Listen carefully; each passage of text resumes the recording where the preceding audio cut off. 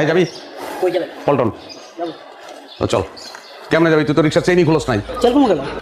chain না খুললে তুই পল্টন যেতে পারবি চেইন খোল কি পাগল মাথায় সমস্যা আছে এই চেইন খোল খুলবি না চেইন না এই কথা